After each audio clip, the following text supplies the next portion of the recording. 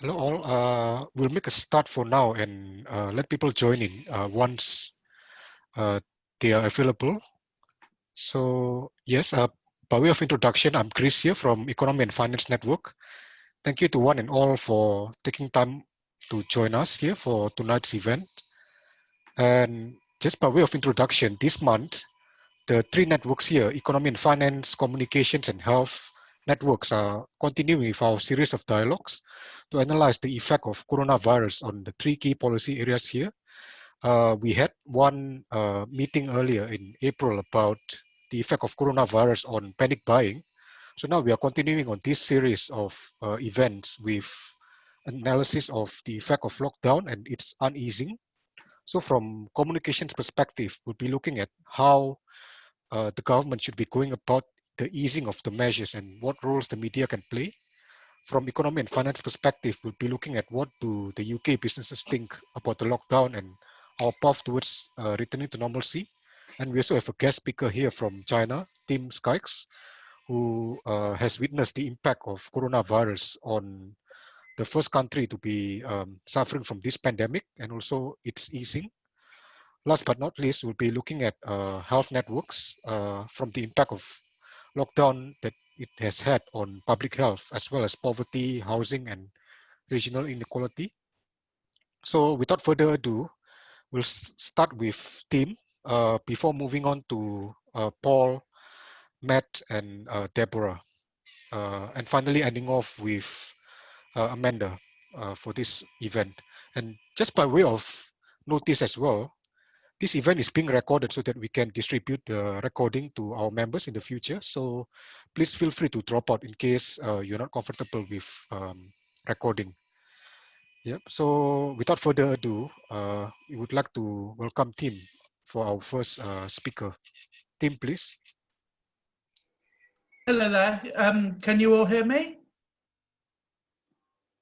Yep. I would just like to say, firstly, thank you. This is a really, really great opportunity to discuss something very interesting. Now, I'm going to talk about 2 or 3 different aspects. I can't talk about it all because China is such a vast country. From what I am going to tell you, I'm not familiar with how the government have operated in different parts of the country. So the first thing I am going to talk about or explain, as it were, is how China operates, because it is vital for to understanding how China has dealt with the coronavirus. So China is divided up into provinces with special autonomous regions such as Hong Kong and Macau. Hong Kong and Macau should be treated separately, with a few exceptions. For instance, foreign policy. They conduct their own affairs and their own business. As for the mainland, people imagine China as this very, very centralized state. It's true to some degree. You have economic plans such as the 5-year plans, though they are liberalizing with each plan that comes out. But the provinces in China hold a huge amount of autonomy and power. So I only have experience with 2 provinces, Liaoning, which is the province I currently live in, and Jiangsu, which is the province that Nanjing is in. Now, the coronavirus pandemic, the way the government is acting is all spearheaded by the State Council. There is an additional member that has been appointed for the purposes of this, but the real day-to-day fighting of the pandemic is to do with the regions. So each of the provinces have their own government who are tasked with dealing with the virus. And so what you find is that the way each province deals with the virus could be quite different from each other. I'll give an example.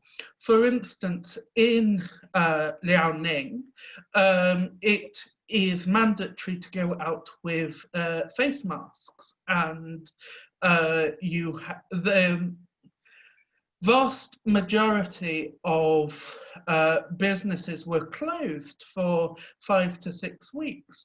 Yet in Jiangning and Jiangsu, the lockdown was shorter and things opened much more quickly, and people are much more relaxed about the pandemic. So in terms of what I have seen, in the first few weeks that the virus started to have an effect on China, we saw almost immediate lockdown. Businesses shut, schools shut, everything shut. There was no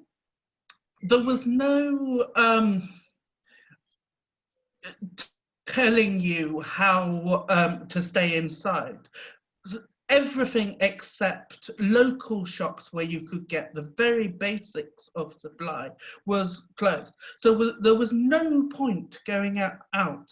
And this was the case for 4 to 5 weeks. We were literally suggested very strongly that we stay at home. And when the Chinese government suggests anything very strongly, you tend to follow their advice. And so what we saw was basically the economy grounding to a halt, like very much that we have seen in the UK, with things coming to a standstill. So you're familiar with the sorts of things that happened then. 5 weeks later, the economy started to reopen. Now it reopened very gently. Restaurants opened, but many shops stayed shut, and restaurants were only allowed to take away orders. And it was very interesting when you went out, when you went to these restaurants, it was deserted. Nobody was out. People were literally worried about going out. And so what you saw was that whilst there was some businesses open, they really suffered in terms of consumer confidence, and many shops were struggling to make a profit. And you found that some shops actually closed again after a week or so, because they were simply not making enough money. Now, many of the Western chains remained open, such as McDonald's, Pizza Hut, and we were able to get these delivered through the various apps that there are in China.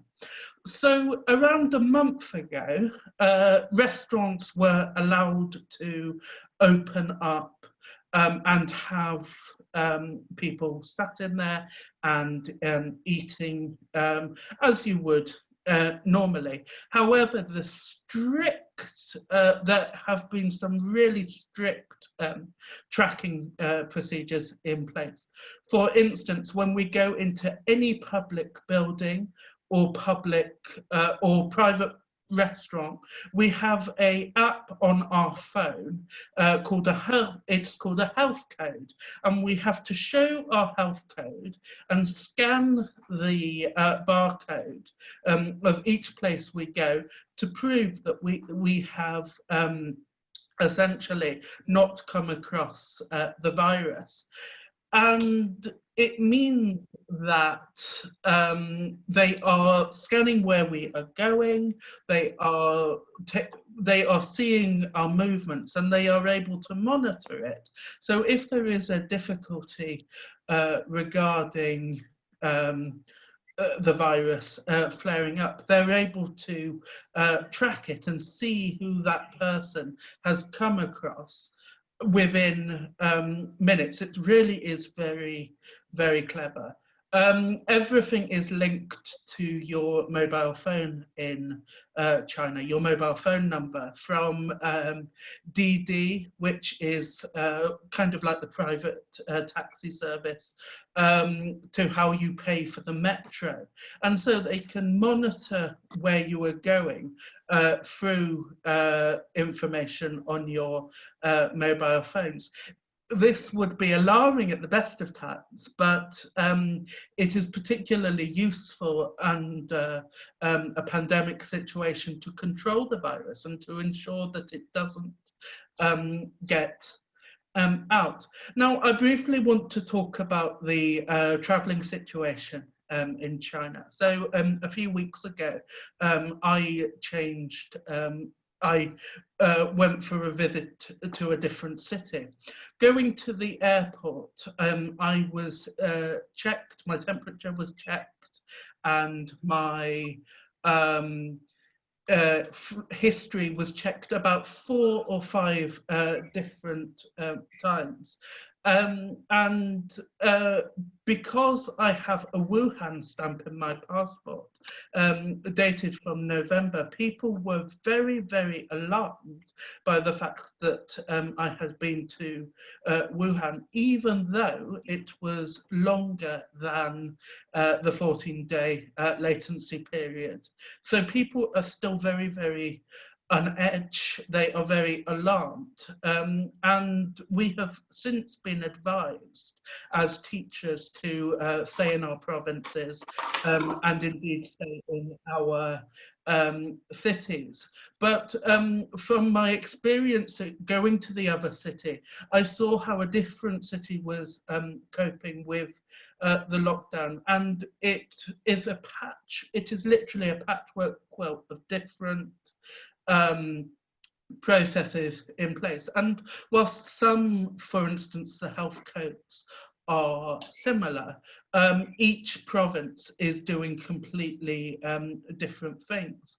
I'm conscious of the time, so I just want to touch upon a couple of final points. The way the Chinese people, the Chinese locals, have been behaving towards foreigners in the country is particularly alarming. There is a lot of xenophobia in the country at the moment, and this ranges from taxi drivers refusing to pick up foreigners. There was a occasion where I went to IKEA to buy a chair, and I wanted to take a taxi back to my apartment. I asked 3 different taxi drivers to take me, but no one was willing to do it. In the end, I had to get a taxi a different way. Then I asked a cleaner to come and tidy my apartment. I just needed a bit of specialist cleaning done, and the cleaner downright refused to clean my apartment because of the fact that I was a foreigner. I showed everything that I was meant to show, for instance, my health ID code, which I've just explained, but they were really unhappy to clean my apartment. And you see it also in the street, where Chinese people will literally make a beeline for foreigners because of this idea that foreigners spread disease. And so it's a really interesting and yet humbling experience to be on that side of, I mean, racism, I don't know if that's the right word, but that side of xenophobia. And I think it will take a long time to heal in China. And I think what we will see is people less willing to travel to China. I would finally just like to end on the fact that whilst businesses were ticking along and things reopened in China about 3 to 4 weeks ago, 95% of things are now open. The only things that aren't open that are cinemas.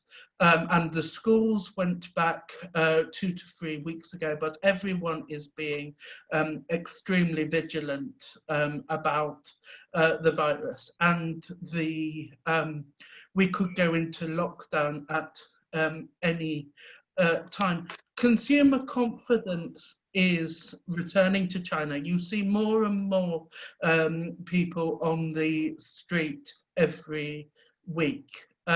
However, if Britain is anything like China, businesses and companies are going to struggle hugely, even when the lockdown period is over and businesses are able to reopen. It will be a long, long time before things are going to be normal.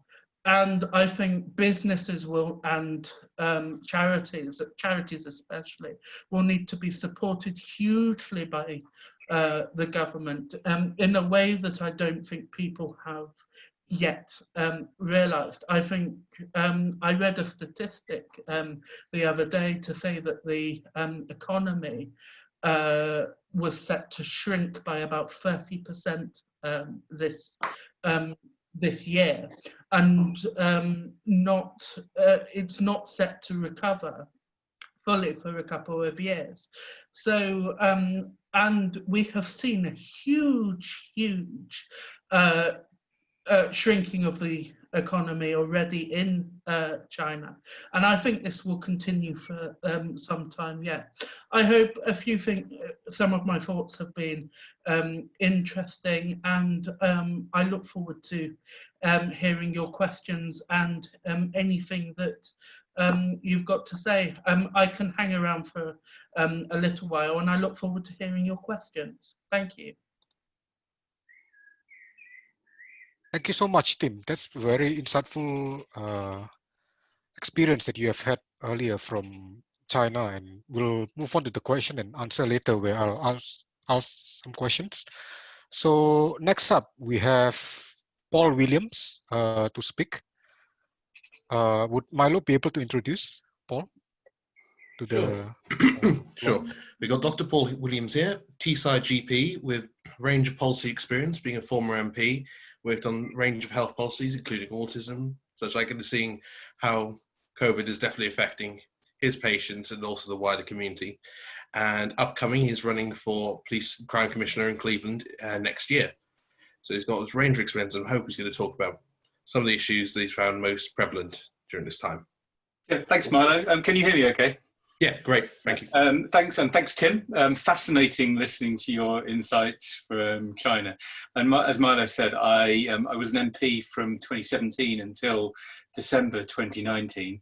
Before that, I worked in public health and as a doctor, and it's actually been quite fortuitous. It feels like the right place to be, working in the NHS at the moment. I spent today working in a COVID care clinic. Last night I was working in an urgent care centre, and so I'm really getting a feel of what's happening in the NHS. I'm going to talk War and Peace this evening, although I promise you it won't be as long as War and Peace. I want to focus a little bit on the war, on the battle, as I see it, that we have been fighting against COVID-19. And then I want to share some reflections on the piece, on what kind of society we want to be living in, the good things that we can take from COVID-19. But it's undoubted the lockdown, the situation we're in at the moment, has saved thousands of lives by bringing the spread of COVID-19 under control in our country. But it is becoming increasingly clear to me that the suppression measures, the harsh suppression measures, are unsustainable. The economic costs are mounting, the social costs are mounting, and there are indirect health costs that are mounting as well. I think more than ever, lockdown has been extremely hard for a lot of people. And I speak, unlike probably most of the rest of you, I speak to 30 or 40 people every day and have done consistently throughout lockdown. I know the media focus has been on the COVIDiots, the people that are breaching lockdown, but actually most people have been really, really responsible. They have adhered very strictly to what government, surprisingly strictly to what government has been asking them to do, much more strictly than I have, and often to the detriment of their own health. I think the biggest impact has been on the nearly 2 million people who have been asked to shield. These are people who are having active treatments for cancer, people on immunosuppressants, people who are extremely clinically vulnerable, people with severe breathing problems, and they've been asked to stay at home. They've been asked to stay inside. They're having almost no social contact, very little voice, and actually they've been asked to do that until the 30th of June. The reality for that group of people is that there is nothing magic that's going to happen on the 30th of June that's going to change the reality of COVID for them. Those people, really, the outlook for those people is either that we have to get down to an exceptionally low level of prevalence, because if many of those people get vaccine, they're going to die, or vaccine available. And you know, there is some rhetoric coming from government that is very optimistic. It's based on hope rather than on a really rational evaluation of the likeliness of a vaccine being around in the medium term. We will be lucky if there is a vaccine that is both safe and effective within the next year. Very, very, very lucky. The other group of people, so the shielding people, have really borne the brunt of this, but there have been plenty of other people who, clinically vulnerable people who have long-term conditions, people over the age of 70, pregnant women, and they've been asked to minimise their social contact too. And the aim for them, I think, has just been to minimise the number of people that get the virus in the community.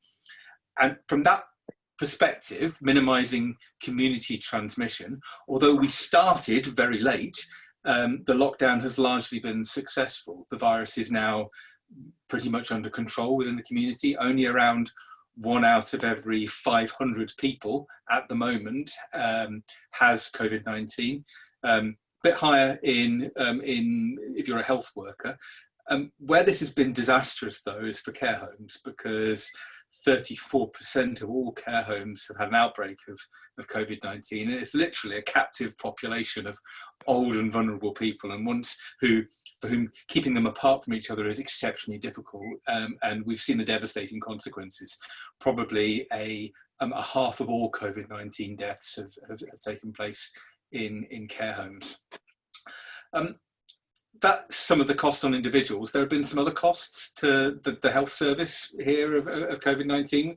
The shutting down of many parts of the health service for about 8 weeks saw a huge reduction in the number of people with suspected cancer being referred to hospital.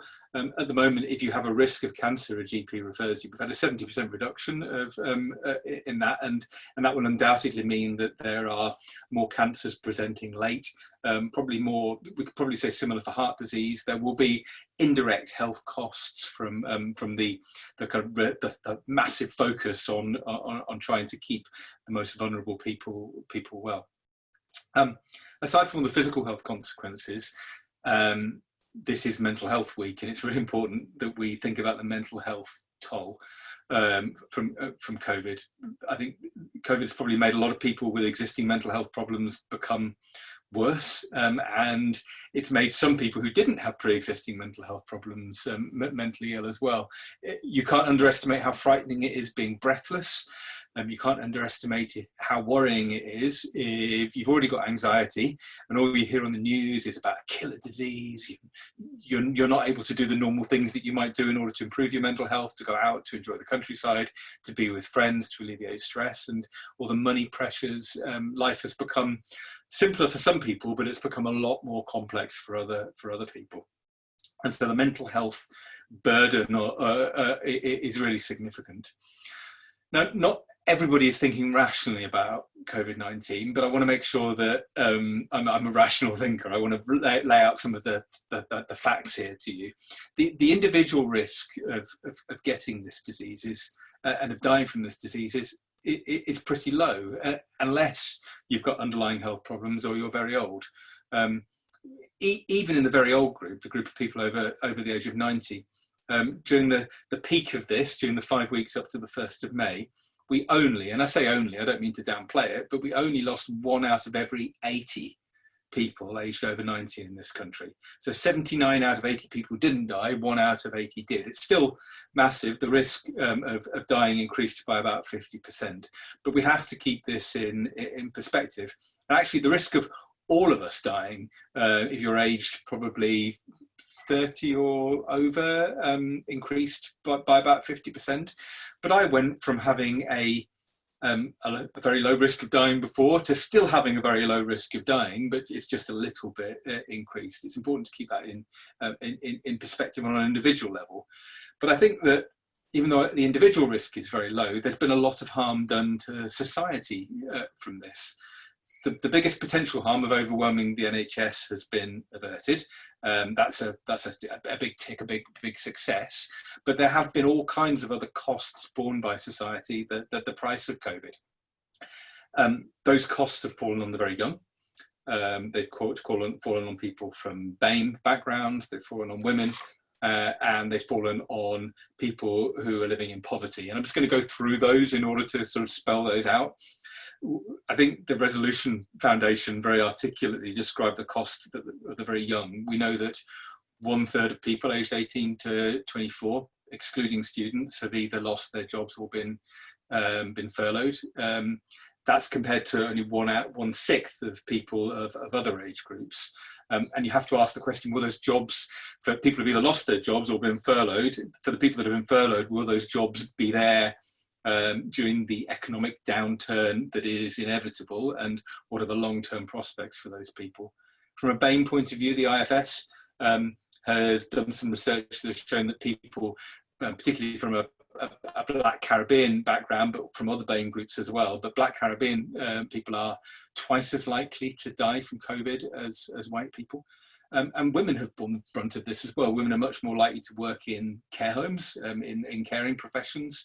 They're much more likely to have been victims of domestic abuse, trapped with an abusive partner. From a deprivation point of view, and now we know that most health problems follow a socioeconomic gradient. You're more likely to get cancer, heart disease, respiratory problems, mental health problems if you live in poverty. I represented as an MP an area with massive, really stark health inequalities, a 20-year gap in life expectancy from the richest areas to the poorest areas of Stockton-on-Tees. And COVID similarly it discriminates and adversely affects people who are living in poverty, presumably because even though they may not be chronologically that old, biologically people who live in poverty have many health problems. Their bodies are old, they have heart disease, they have respiratory problems at a younger age. And we know from ONS data that was released on the 1st of May that the mortality rates for people living in the most deprived areas of England were twice the mortality rates of people living in the highest rates, mortality rates from COVID, that is. So there's this sort of triple whammy faced by these communities, particularly people living in poverty, BAME people. They're more likely to get COVID. They're more likely to die from COVID if they get it, but they're also more likely to disproportionately be affected by the effects of the lockdown, the economic and the social effects as well. I think the overall message here is that we're not all in this together. COVID does discriminate, and the Tories have changed their messaging on this a bit, quite rightly. But they were trying at the beginning of this outbreak to kind of claim that because Boris Johnson got this and because the health secretary got this, that COVID doesn't discriminate. It does, and this is where the politics of what we do now, the piece, how we emerge from COVID, are really important. So I'm going to spend the last couple of minutes just talking about my ideas, some of my thoughts about the big kind of political issues for the future here. One is around jobs in the economy. We have to protect low-paid jobs. We have to make sure that there isn't a cliff edge as the support from government tails off. The government is optimistically hoping that there will be a B-shaped dip and then recovery. Some people are now talking about a U-shape with a longer recession. There is the danger for some people this becomes L-shaped, that they are permanently made poorer as a result of this. And we're already seeing that there are structural inequalities in our society. We need to be making the case as progressives that that we need to have extra investment in the areas of where there are people who disproportionately may be affected.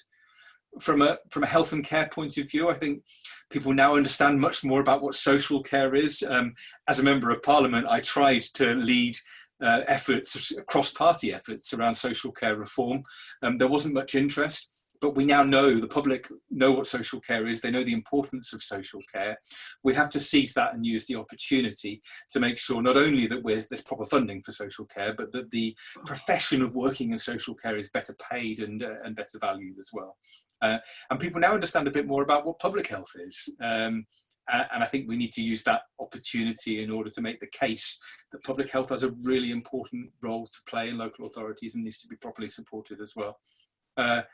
There are other positive things that have happened in the NHS during COVID. It's become much more consumer friendly. 97% of GP appointments over the last couple of months have taken place electronically, talking down a video camera or over a telephone. Now that's probably not sustainable and that's probably too many. But for many people, the old-fashioned idea of making an appointment with a doctor, having to trudge to a hospital, just seems completely unnecessary, a waste of people's time. And we have the opportunity to carry on using technology in a much better way to make our health service more consumer focused. But inequality is the kind of big political issue for me. It's the reason why I became a member of Parliament, the structural inequalities in our society. And I think we need to be asking that big question about whether or not we really want to live in a society that is so unfair, where so many people are disproportionately affected by health problems. To change that doesn't just mean this sort of levelling up agenda that the Tories are talking about, investing in big infrastructure projects in the north. It needs proper economic policies. It needs a real investment in the beginning of life. Inequalities are often built in, they're often ingrained by the time a child reaches the age of 5, and making sure that we get that investment at the beginning of life is a big important political case that we need to be making. What kind of society do we want to be living in? We want to be living in a society, I think, that's fairer, a society that is greener and cleaner. We've all enjoyed the fact that our streets are less busy. Our air is cleaner. Air pollution was killing 40,000 people a year, and I presume that there will be less deaths from air pollution as a result of this. We want to take that and hold on to that. And these kind of arguments about living in a fairer society, in a cleaner society, perhaps even a simpler society, are arguments that I think Labour need to be making. There's a huge political space now that nobody would have imagined 3 months ago would have opened up, with the right narrative, with the right policies and with the right leaders. If we share that vision with the British people, then we have an opportunity, I think, to that we probably didn't have 6 months ago. We could win the next election and we could put those policies into practice.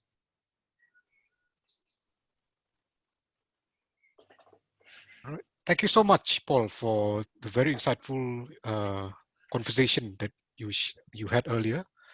And also, speaking about inequality, which we'll explore later in Q&A as well.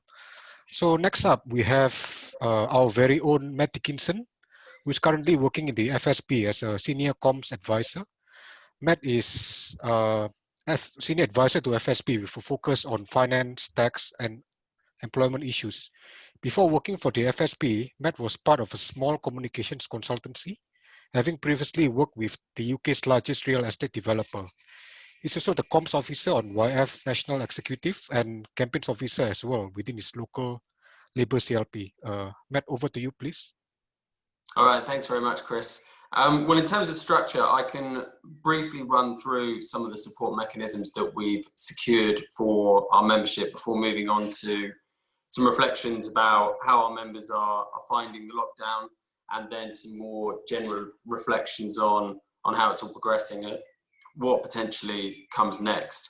So in terms of the four main channels that are open to our members in terms of support when they're trying to get through this obviously incredibly difficult period.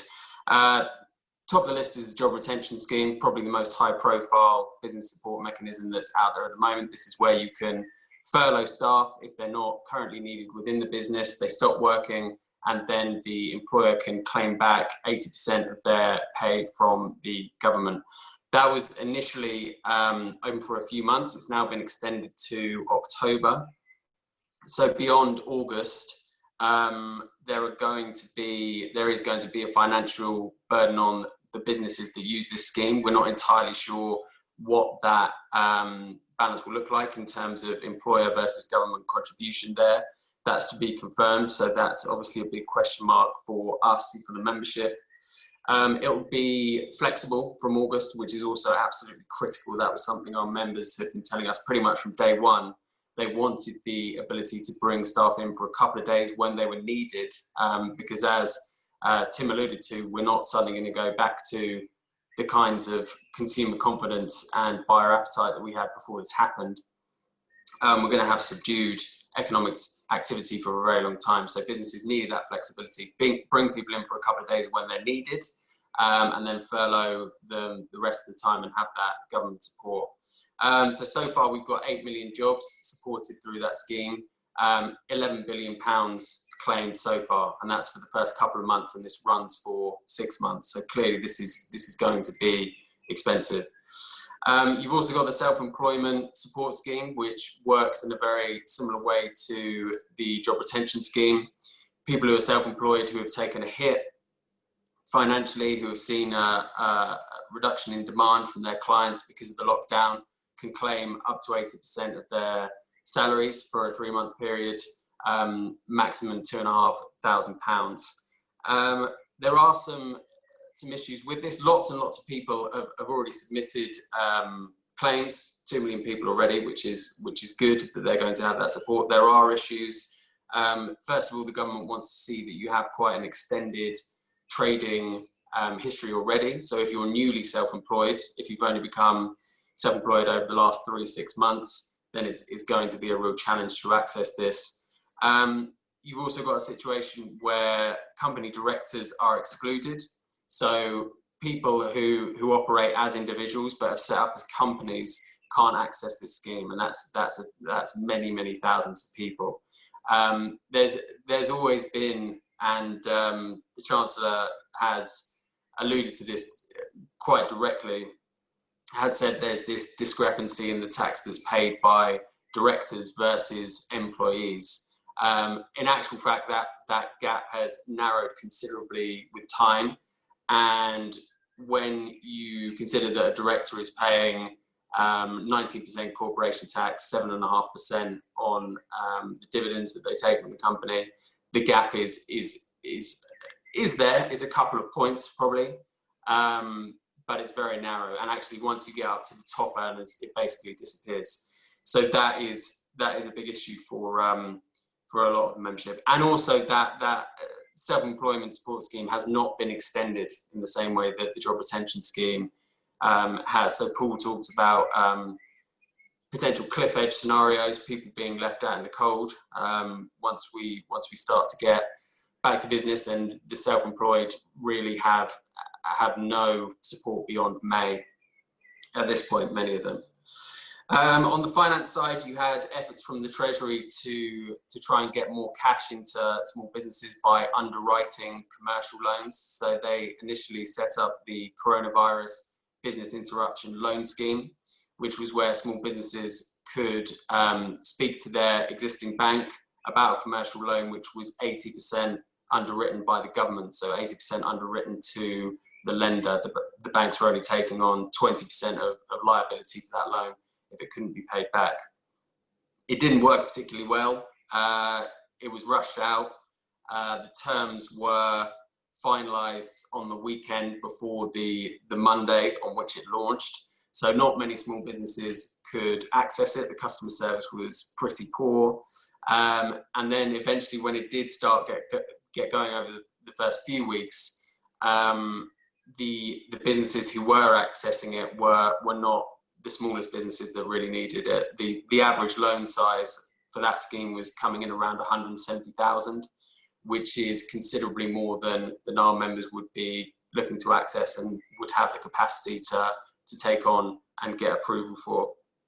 So after that, we then had the bounce back loan scheme, which was for facilities up to £50,000, more targeted at our members.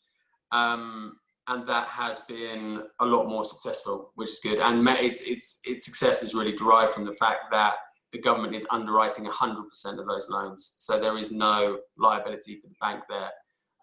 If in 12 months' time, so these facilities are interest-free, fee-free for the first 12 months, if there's an issue at that point, then it's the government that picks up the liability. And this is something that countries like Switzerland and Germany have been doing for some time and with a lot of success. So the UK followed that model, and thankfully we've now got more of those facilities reaching small businesses.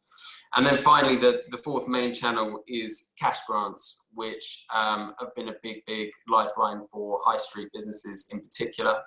So these are linked to businesses, their rates bill, their business rates bills, which are essentially council tax, but for commercial premises.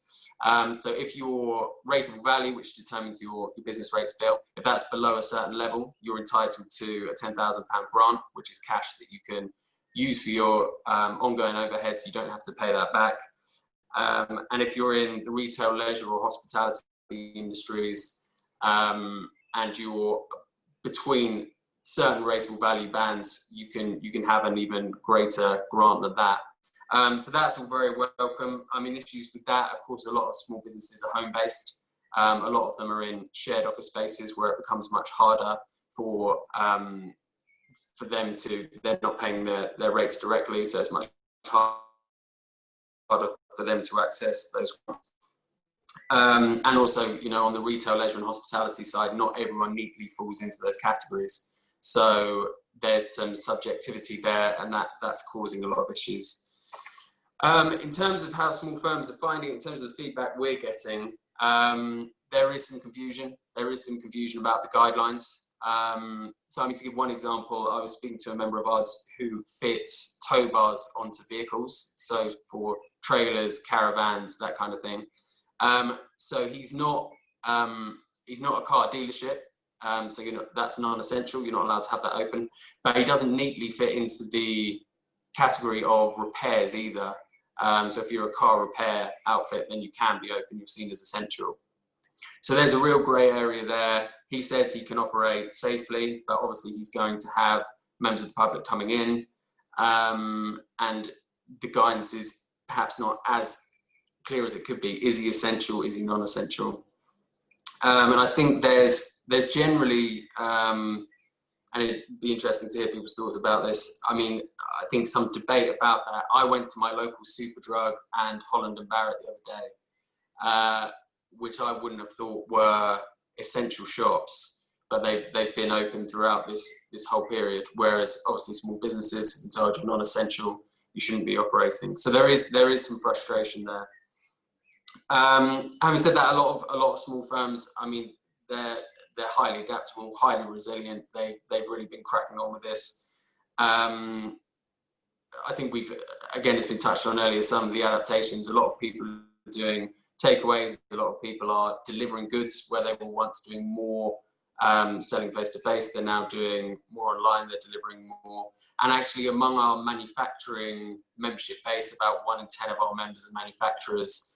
A lot of them are now contributing to the national effort in one way or another, adapting their operations to produce PPE or whatever it might be. So there is a lot of adaptation there. One other aspect of support that I didn't mention is, of course, universal credit. About 1 in 10 of our members have attempted to apply for universal credit. We know the system was overwhelmed. We all remember the headlines a few weeks back of hundreds of thousands of people queuing to try and get some support through universal credit. About 1 in 10 of our membership have applied, about 1 in 3 have been turned down. And of those that have been successful, they found the payments to be very slow, very frustrating, as I'm sure anyone who's used that system has found it. And we've definitely seen what happens when you underinvest in important support like that. We're really seeing that come to the fore, which is quite concerning. In terms of final thoughts from me, I mean, this is more reflections from me rather than reflections from FSB.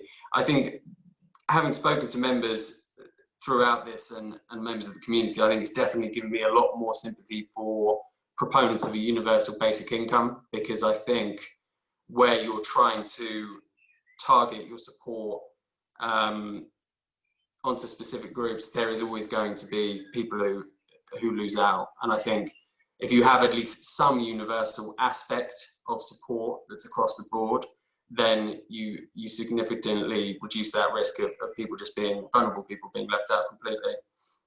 And I think it's interesting, the Bank of England's response to this has been quite interesting. So I talked about some of the costings there. In terms of that business support, you've got about £50 billion worth there so far, which is about 10% of quarterly GDP. The Bank of England's quantitative easing bond buying program currently stands at 645 billion. Now, a lot of that is obviously buying government debt. So you buy government bonds, the government then has that money to spend as it chooses. Some of that is corporate bond buying though. And I mean, actually, interestingly, I went onto the Bank of England site to try and get the exact numbers on the corporate aspects of that, and it didn't seem to be particularly visible. That may just be me. Reuters reported that it had been doubled recently to 20 billion. So I think there is a debate to be had there about, you know, could there be something more direct in terms of where that money printing from the Bank of England goes.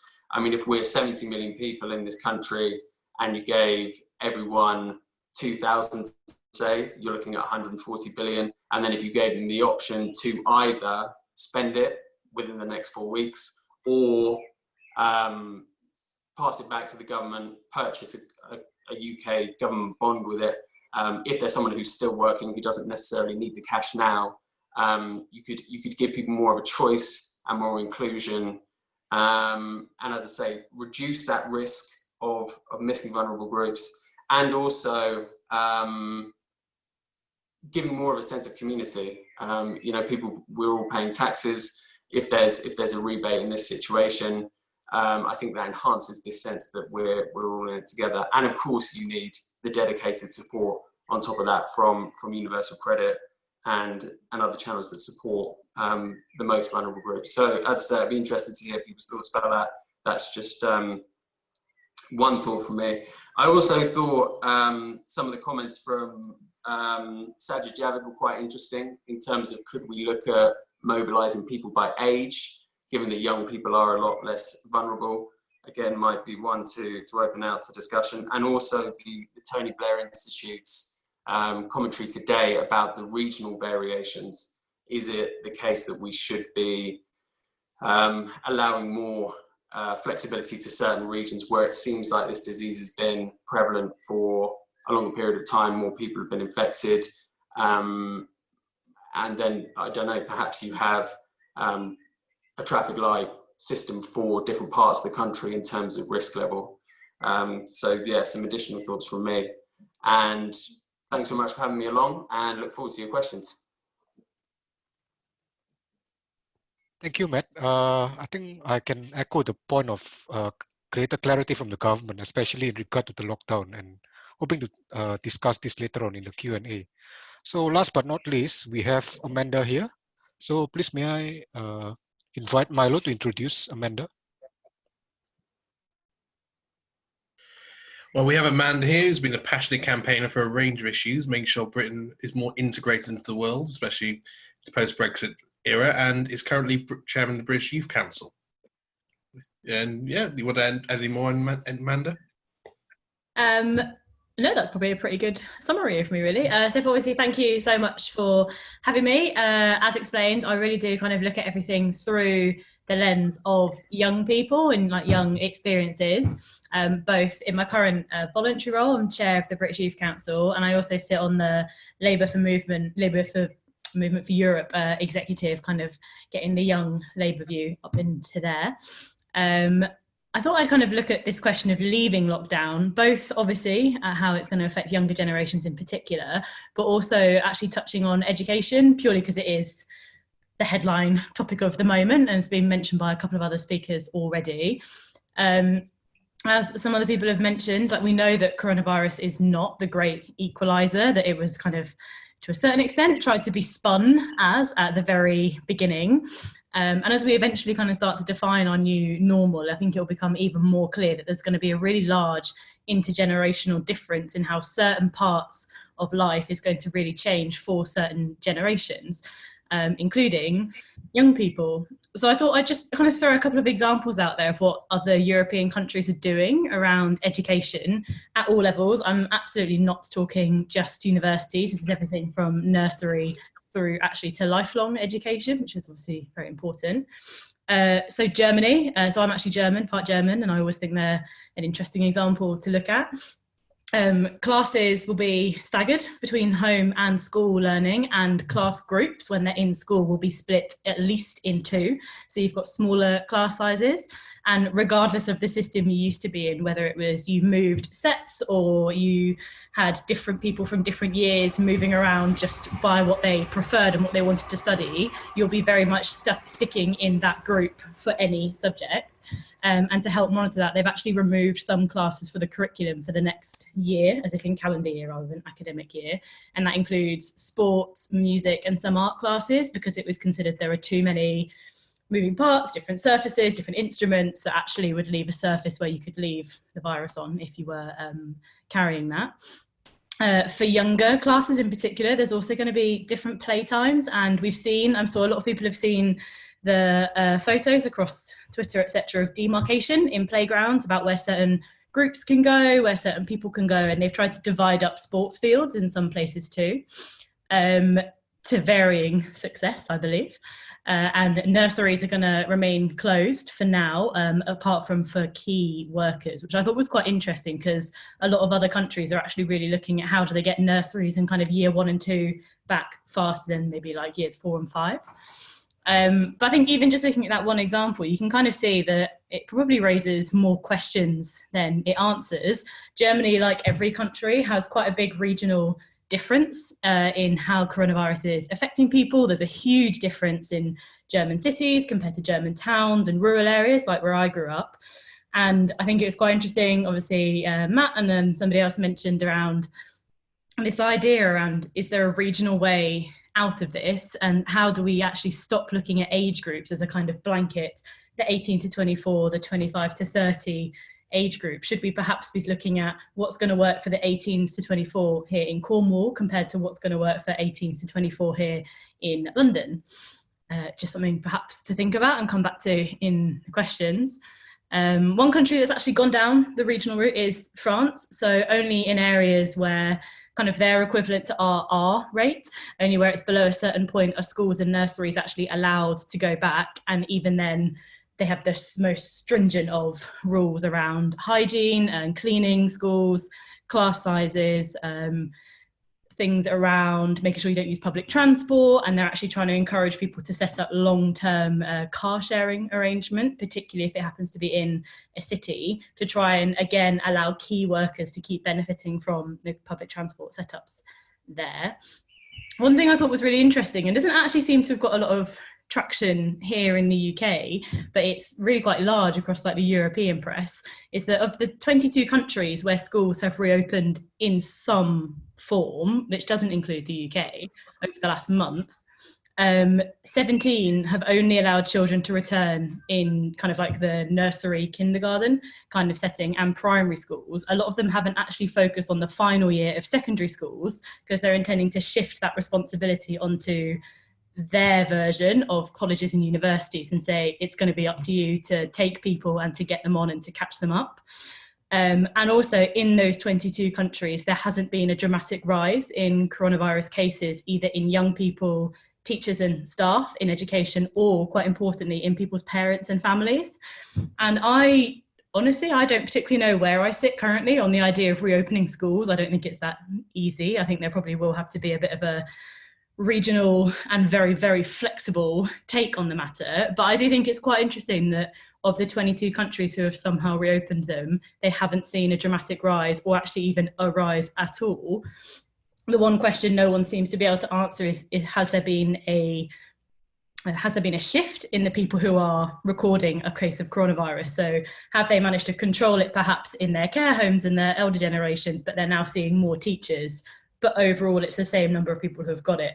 I think there's quite an important, almost like moral question for our country there about what is the level that we want to see cases get to pragmatically before we start saying maybe it's safe to go back to nursery, to university, to college apprenticeships. I, perhaps slightly weirdly, being someone who sits on the LME exec, I actually was quite cautious about international comparisons. I mean, the UK totally mishandled the crisis in care homes, and I personally think has so far neglected to really understand the disproportionate effect on BAME communities. But we also need to remember that doesn't mean that other countries 100% handled it right. I think it's fair to say the UK is definitely not in the top 5 or even top 50 for handling this correctly. But I think it would be fair to say that there are some other European countries who are actually just a few weeks ahead of us when it comes to those kind of headline stats. And it'll be interesting to see how some people's return to education and their plans actually affects their overall stats and how it affects young people. I also think it's quite important to note, and this is always a slightly controversial area to make an international comparison, but those 22 European countries who have made at least a step forward in reopening their education, they are so far ahead of us in testing. It's actually quite hard to kind of comprehend. Again, everyone looks at Germany. Anyone who's been to Germany knows that that is a country that is set up for mass kind of like testing. Like it is part of the culture of my family who live over there. It is very much something that they were ready for the moment they knew they were going to have a virus kind of on their hand. And I think perhaps sometimes we forget quite how far behind the UK is. We are making some steps forward, sure, perhaps not speedily enough on testing, but I think we would be kidding ourselves if we thought that we were in a capacity to test every teacher, every supply teacher, every person who was maybe helping other key workers get their children to school, etc., and all the people who are involved in that. A final point that I wanted to touch on is something that I'm really kind of quite passionate about, particularly with my work at the British Youth Council, is we need to make sure that we're actually, as a country, we're actually listening to young people and what they're telling us and embedding that into any education setting right now, like whether that is online learning or in person. I know Paul and a couple of other people have mentioned mental health concerns, and a lot of them were really a lot more prominent in younger generations anyway. But educational settings were often the places where these were caught. I think it's very well known that that happened at universities, but it also happened at colleges and schools and all the way down to quite young children in education. And I mean, even I think the people who are perhaps healthiest in this have almost certainly seen a slight impact on their mental health throughout what's been quite a stressful and just all-consuming period. And I think anybody who's been in any educational setting recently knows that they're probably not resourced properly to handle what it's like for a lot of young people and teenagers to go back who are maybe not at their healthiest mentally for an issue that's actually also not their fault. It's been, frankly, quite a traumatic time for a lot of people, and a very confusing time as well. And I think it's quite concerning that that's not even a conversation that's being had at a national strategic level, but it's definitely not a conversation that's being had in partnership with young people. So I actually wanted to end on a positive example, and it was something Matt said that made me realise it was actually quite a good example. So the Bank of England work with the British Youth Council. We run the Bank of England Youth Forum, and that's an example basically where a different group of diverse and representative young people from across the UK every year apply to be part of this youth forum, and then they essentially advise the Bank of England on the priorities of young people. They help them get the opinions and quite large data sets and feedback of young people, and they feed it into what the Bank of England are doing. And that could be anything from comms to long-term economic strategy, really. And I mean, currently there's a group of 11 to 18-year-olds who are gathering the views of young people on coronavirus and what their biggest concerns and questions are, and those are being taken straight to the chief economist. Now, I think I would always pose it as a question to the government: if the Bank of England, probably one of the most archaic and old institutions in our country, if they can find a way to actually embed the voices, opinions, concerns and questions of under 18s and under 25s into their decision-making structures, I don't really think it's a good enough excuse for the government to say, actually, under 18s can't ask questions at the press conference. The Minister for Youth hasn't done anything, or the DCMS Minister hasn't done anything for youth, even though that falls into their role. And I do think there's a bit of a societal question here about actually what is the importance of the younger generations who are going to have to live with this for the longest, but also, frankly, probably pull our economy out of this pretty swiftly by being a lot more flexible with their future working options and their living standards. So probably more questions than answers there, but hopefully a little bit interesting for people. Thank you so much, Amanda, for that. And now we'll open the floor to Q&A. If I may start with 2 questions, actually, to 2 of our panelists. So one team was just wondering, you mentioned about racism that you see in China. So I'm wondering, how will it influence China's foreign policy in the future, if any, given the racism that they have towards whites and also African people that I've read actually in Guangzhou, for instance. And second question I have is on for Matt. Was just wondering here also about the impact of social distancing on small businesses, in particular for restaurants, bars, pubs, where they are fearing that there's an Armageddon if social distancing is implemented strictly. I mean, what's your thought on the impact and how it can be mitigated? Yeah, and we'll open the floor to questions as well afterwards. Yeah, if we could start with Tim and followed by Matt as well.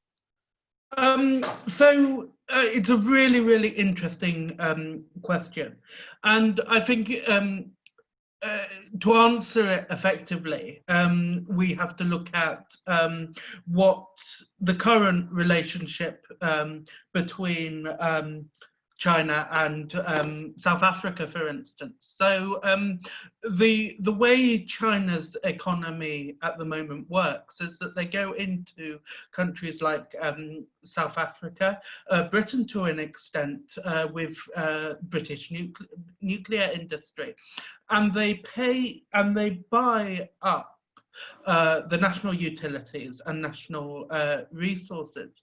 And so the relationship between China and South Africa at the moment is actually really close.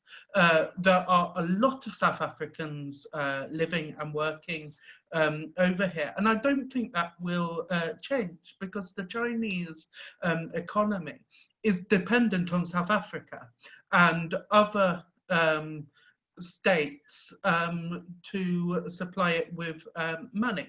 And so you have the situation where where a lot of countries are dependent on Chinese prosperity, but China is also dependent on the prosperity of these nations. And so the reason China has been booming as such is because of this interdependency with other countries. And I think to answer your concerns more specifically, in terms of foreign policy, no, I don't think much will change in the short term. And I think personally, China is a very, very racist country, particularly towards black people and others that are not white. Their whole policy and kind of idea of beauty is shaped around the Western man and the Western woman, and it's really, really sad. And I think the government, the Chinese government, are trying their best to make society less racist, but it is going to be a long, long time when society's whole concept of beauty is pale and white. And I'm sorry to be so depressing about it. Okay, thank you, Tim, for that. Matt? Sure. I Second mean, question. social distancing in small businesses. I mean, I think it's going to be a real challenge for a lot of firms who are consumer facing in particular. They're not health experts, so they'll need to get across the very detailed guidance that has now come out, which I think is good, but there's a lot to get across there. So there'll be that challenge. I think the advantage that a lot of our members have is that they are very small teams. Our average member size is about seven members of staff. So everyone knows each other, everyone knows the person at the top, they have that relationship, which I think makes it easier for everyone to be constructive and do things that they're comfortable with and come up with a plan that's going to work for the whole business. But I mean, more widely, some of these types of businesses that we've mentioned, restaurants, pubs, cinemas, a lot of cafes, I think if they can't run at full capacity, they just won't be able to turn a profit because the margins are so slim, their overheads are so great, that if they're told you can only have half your usual customers at lunchtime, then that's actually going to be a question of, is the business viable? So there'll definitely be, again, going back to that cliff edge issue, there'll have to be ongoing conversations about what support is needed if we still want those businesses on our high streets. And actually, one thing that I did want to come back on that we've seen mentioned by a few people on the mental health side, a lot of these businesses are very key to people's everyday routines, people who are more susceptible to loneliness, going to their local cafe every day might be a very, very big part of their week or a big part of their weekend. These firms are community hubs. And if we're going to have social distancing for a long time, there are going to be all sorts of questions we need to answer about what that means for the economy, but also for social well-being. Okay, thank you. For the others, please feel free to shout any questions to our panelists. Could I ask a question to Tim? I've got two quick questions actually, Tim. First of all, have you been able to work? Is there some equivalent to the furlough scheme in China? And secondly, how honest do you think the information is that you're getting from the Chinese government on the ground?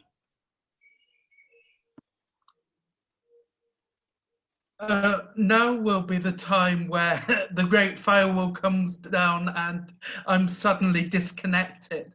In terms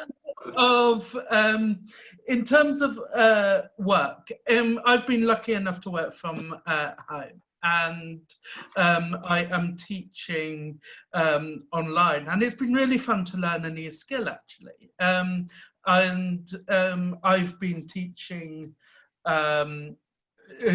nursery rhymes to children, and it's interesting how we have adapted conventional offline brands of teaching into an online format, and it's taken a while, but it's really interesting, and it's the future of teaching, quite frankly. I think one of the things, COVID-19, one of the positive things of this epidemic is that everything has become more high-tech. and I hope, from Parliament to teaching to everything, and I hope that's not lost when things go back to normality. In terms of the honesty of the Chinese government, I would say about this, they're about as honest as any other government, and I think you could look at the British government, for instance, and think, oh, they've been lying about their statistics because they have failed on previous weeks to mention properly the number of deaths in care homes. But I would say, though, that there is both what the Chinese government officially tells us and the networks and social media where messages get through anyway. And I think if there was a sudden increase of virus in any particular location, we'd know about it informally, and we would be able to see by the number of people on the streets dropping off that there is something happening, that we should perhaps stay at home. In fact, there is an English language helpline for foreigners in China. I haven't dared ring it, but because a lot of the information I've had, and it's come through work. So in terms of that, I've been very lucky. In terms of salary arrangements, I'm not being paid normally. I'm being paid twice a month, smaller amounts. But I've been lucky enough not to be so affected. But I know of other people who have had to get lawyers involved, who have literally been left with nothing. And so the it differs from person to person. I also would say that because you're a foreigner in China, you get absolutely diddly squat from the government. Your company and your sponsors out here are expected to look after you. And if they are shut and unable to pay you, well, that's just tough luck, and you're either expected to tough it out, or in some cases, I know many teachers have gone home, creating a shortage of teachers in China. Sorry to rattle on, I hope that answers your question.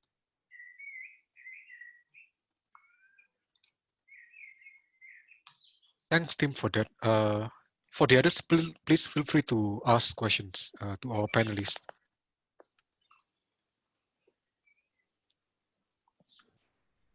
I have a question for Paul, if I may. I think that you summed up quite well the relative risk increase of coronavirus, which I don't think it'd be too controversial to say I don't think the government has done a particularly good job of summarising the key risks to most people. Do you feel that the government strategy on this was more out of an abundance of precaution, or do you think it was a lack of faith in the public to understand the kind of relative risks for most people?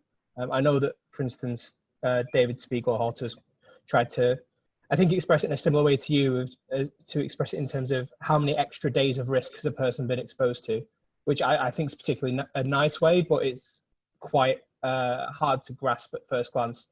And I'm saying that as a statistician, but it's not a particularly easy thing to get hold of. So I guess if you were in the government today, how would you be trying to get across the statistics and the relative risk increase of coronavirus to the rest of the public? Sorry, Paul, I think you're on mute. Thanks. Yeah, I think the government has probably oversimplified this, and they've tried to condense this down into the type of messaging that has been successful in winning referenda and election campaigns, but perhaps isn't the kind of messaging that is best in order to explain complex problems to a reasonably well-educated public.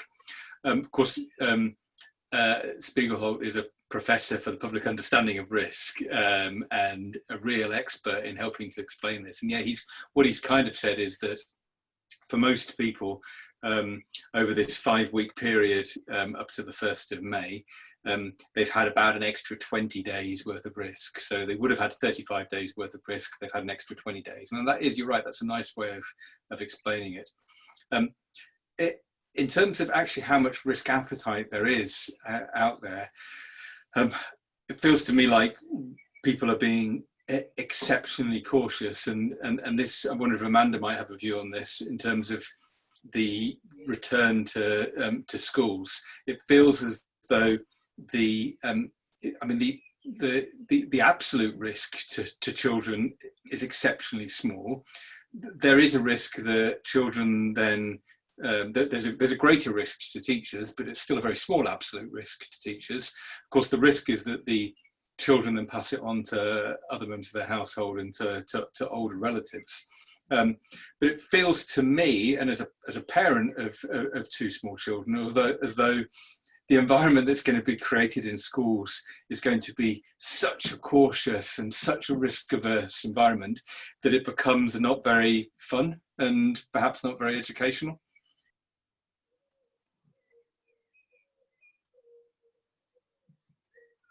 If I was just to add one thing onto that, I think, so a friend of mine's a trainee teacher, and I thought it was quite interesting. Her perspective was that she's already still going into school, admittedly like a reduced amount, but she's still going into her school to teach the children of the people who are working in hospitals and care homes and key workers and people who are got the highest contact with a lot of people, and also a lot of people who have the virus. And it's absolutely not a scientific view, it's very much a colloquial kind of like passed on view, but she kind of just shrugged her shoulders and was a bit like, I'm kind of already seeing the children who are perhaps most likely to pass it on to me. She was more interested in the fact that, you know, she knows that about half of one of her classes don't have access to a computer, and she was thinking we really as a country need to start thinking at least medium to long term around the impact of these young people. And that was a completely she just kind of said that into like a group chat full of friends when we were talking about it on WhatsApp the other day, and I thought it was quite interesting that was where her perspective came from. And I kind of agree that children are a very low risk group, and I think the sooner we can find a way to get them back, the better. I suspect a lot of the reason people are so cautious, and understandably I think cautious, is purely because the comms around this whole thing has been so bad, and you can't really go a day now without a headline saying, oh, the UK's done this wrong or that wrong, and obviously that's going to feed into the mindset of, you know, parents and carers looking after people. But just a bit of like a story from a friend there. Can I just quickly talk about the situation in China, because I think it chimes quite well with what has been said on this question. It's interesting that the national exams in China haven't been cancelled. So you have 2 different exams. It's quite similar to the British system, but you have the Zhongkao, which is the GCSE equivalent, but it is taken at 13 and 14. And basically this is like the 11 plus, as it was, on acid. If you have to pass this, there's no second chances. If you don't pass this, you become you're lucky if you can get a technical position, but you may well end up, your career may well end up as a taxi driver or working in a factory or something like this. And then you have the Gaokao, which is like our A levels, and only people that pass the Zhongkao get a shot at the Gaokao. And the Gaokao is, you do have multiple attempts, and it's to choose what university you go to. The very best go to the best universities. And the way the Chinese system is working is that the key exam years, both in primary education and secondary education, are going back, but the training centres, so that's companies like English First, will not actually go back until 2 weeks after all the state schools open, to give teachers a chance to train as much as possible with their students.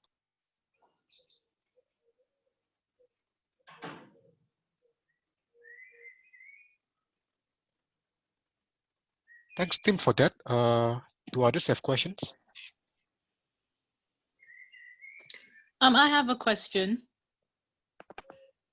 Well, I actually have more than one question, but can you guys hear me okay? Yeah. Yes, Nikki. All right, so my first question is for Matt. I have had the idea of a traffic light system or a regional-based lifting of lockdown restrictions be discussed, but my question is, does it risk exacerbating disparities in the country? If, for example, like we know now that London's cases have gone down significantly compared to other regions of the country, whereas if you look more towards the northeast or the Midlands, then their number of cases is still is much higher. So is there a risk that we have a situation where if you live in London, you're able to go to work, or if you're a child, you're able to go to school, but then if you live in the Midlands or the northeast, you're not able to go to school, you're not able to go to work as you did before? Does that risk then, you know, exacerbating what is already a divide in the country?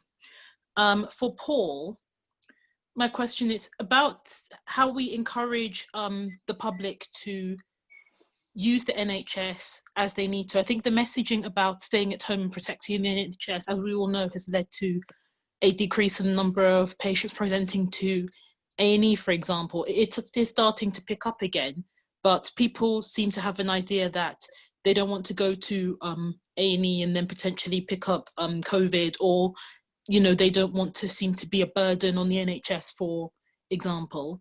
And how do we also ensure that, like the way that GPs are operating now, where people are able to do consultations online when the nation does start going back to work, so that, you know, not only does it reduce the risk of any potential future outbreaks, but it also makes it's also a lot easier for people, rather than having to take time off work to have an appointment, if you're able to have it over the telephone or have it via a video call. And then lastly, if I may, for Amanda, we know that, as you've rightly pointed out, there is a increase in you know, the risk of mental health, and particularly in young people. If we do come to a new normal where social distancing and going to the places that you used to be able to go to continues for a protracted period of time, is there a risk that we're going to have a generation of people who are young now, maybe in 5 years or 10 years, whose mental health might be fragile, or whose social skills may be affected or impaired, that could actually, you know, have an overall detrimental effect on their quality of life in the future? Thank you. Yeah, I mean, to be honest, that hadn't actually occurred to me, but now I think about it, it seems quite obvious. I think that, yeah, that is clearly a risk, that you exacerbate some regional divides if you allow certain areas to ease restrictions and not others. And actually, the areas that the Tony Blair Institute listed are London, Merseyside, parts of the West Midlands and Bristol as areas where you could potentially lift restrictions. So actually, you could be further exacerbating divides between urban areas and rural areas. And I think for those of us who were Lisa Nandy supporters, we definitely wouldn't be in favour of that. I'll answer also as a Lisa Nandy supporter. But how do we encourage the use of the NHS? It is starting to pick up. I've actually done 3 shifts in the NHS in the last 48 hours. And they're getting increasingly busy. But I think we need the appropriate people to be using the health service. There's loads of room for using clever marketing messages. We've got a government that has been very, very good at using marketing messages in political campaigns. their digital spend on COVID hasn't been massive, and I think there are lots of opportunities to better tailor the messages around better use of the NHS, but it will pick up naturally over time.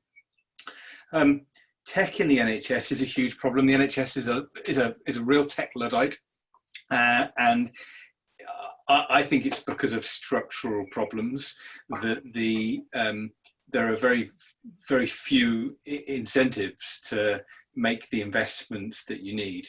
In this case, though, it's been a huge opportunity because it's been to the advantage of the providers of healthcare to not be potentially exposed to something that might make them go off sick from work. But as that advantage diminishes, I'm afraid that the old habits may well re-emerge. I think the whole kind of contracting system needs to be reimagined, and it needs some central leadership in order to particularly incentivize things that are much more consumer friendly. It's a nonsense to me that you have to that a GP's day is made up of 10-minute appointments that are face to face, and that are you have to wait for 6 months to go and sit in an outpatient consultation room in order to see a consultant, but that's the way that many of the contracts are structured, and it needs contractual systematic reform in order to be able to change. The NHS has shown, after probably decades of being a Luddite, it made massive steps in the right direction in a very short period of time. So it has the ability to change. There's just never been the right incentives in place.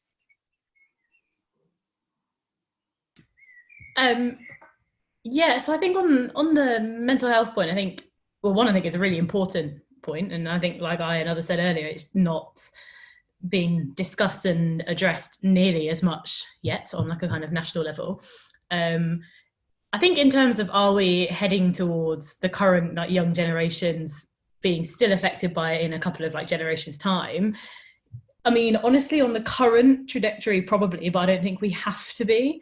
The problems we're going to face is kind of like I said earlier, a lot of the places actually where mental health problems were, or people suffering from poor mental health were kind of picked up that was something that was affecting their lives, was in educational institutions. I'm pretty sure at some point there was something about the fourth front line, and that was around schools and education, like picking up these different issues in people's lives. And I just think if you're at university and you're someone who perhaps would have had a mental health problem picked up a couple of years ago, how does that happen when universities inevitably move their teaching online? I'm not sure people saw today, Cambridge University announced that it's moving all lectures online until the summer of 2021. Now that's a very high pressure institution, and if they're now going to have to find a way of online picking up mental health problems in people, the idea that that's going to be able to be something that's done in schools and nurseries and colleges across the UK, if Cambridge aren't going to be able to do it with their quite resourceful amount of money, I would suggest, is probably indicating that we are on a trajectory of having mental health problems for a lot longer in people's lives, particularly younger generations now as they get older. But I think I would say it really doesn't have to be that way. The one thing perhaps that this has done is a lot of people have actually really had to kind of face a bit of their own mental health and standing in their mental health, and the problem is more that the resources aren't there to help people rather than people don't realise it's a problem, I think. And that's kind of anecdotally just from what I've picked up with the young people that I've worked with at BYC. But yeah, I think it's a real concern. I think, Nick, it's a really good point. I think it's a real concern. And I would assume it's actually probably one of the drivers between wanting to get young people back into social situations, people their same age groups, they can continue that development and that kind of peer-to-peer, not support when you're that young, but just lightening and bringing up of the mood, perhaps. I'm not sure I explained that very well, but perhaps that made sense. Well, thank you both. It's very interesting to hear your views, so thank you. Right, well, we probably have time for one more question. Conscious of time.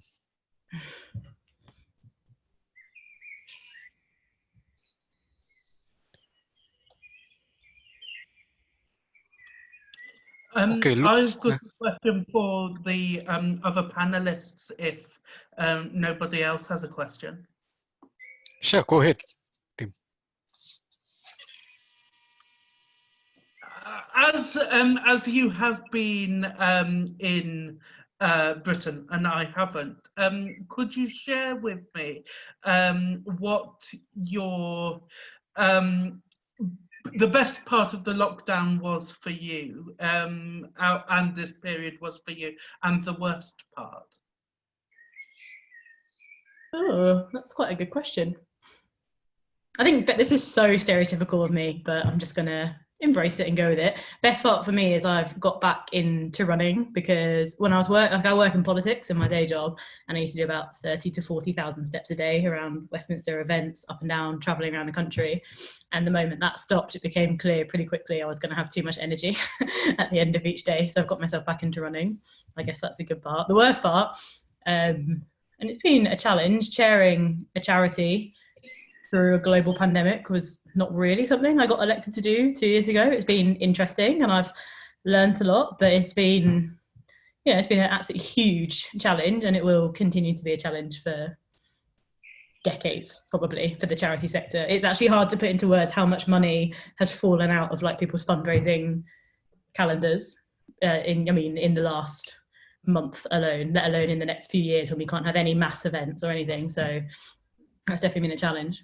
Also stereotypical, I miss my friends, but I'm a lot luckier than some people, so I'm still healthy, and I think it's important to keep things in perspective where we can.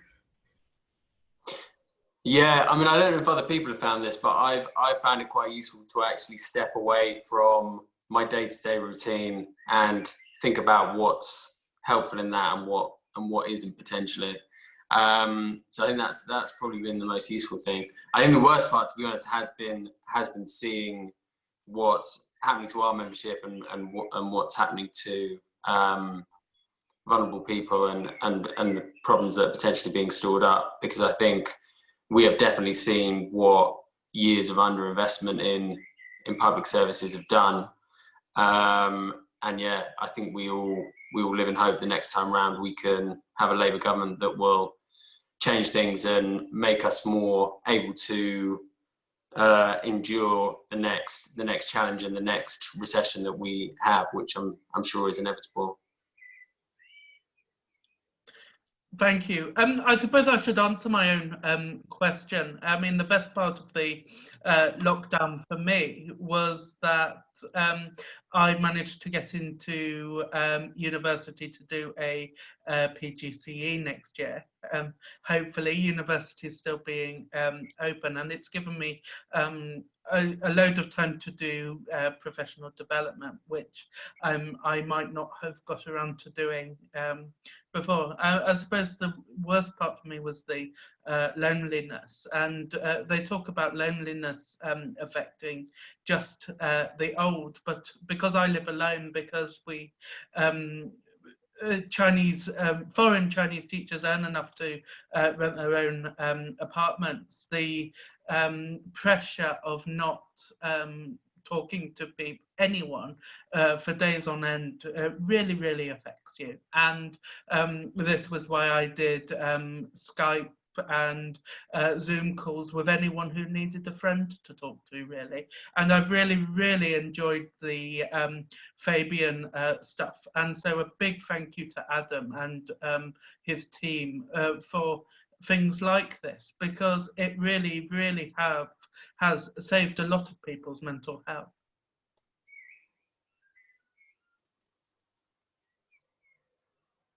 Yeah, thank you so much, Tim, for the kind words, and we are about to wrap up now. So a big thank you from us here as well. Yeah, from the ENF Network, Economy and Finance Network.